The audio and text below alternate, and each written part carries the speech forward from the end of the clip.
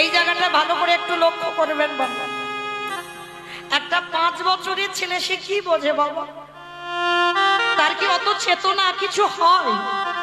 তবু কিন্তু মার মুখে জগন্নাথের কথা শুনতে শুনতে তার মনটা বাবা জগন্নাথের চরণেই পড়ে আছে।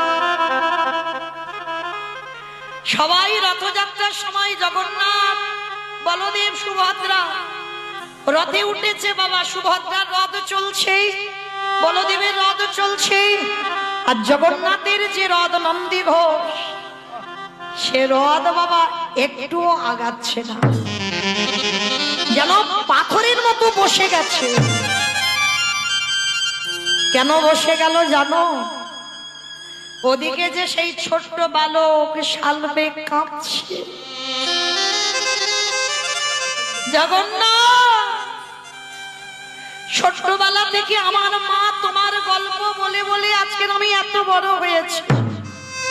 শুনলাম রথযাত্রায় তুমি নাকি বাইরে বেরিয়ে সবাইকে দেখো, কিন্তু আমার এমন দুর্ভাগা কপাল, আমি একবার তোমাকে দর্শন করতে পারলাম না।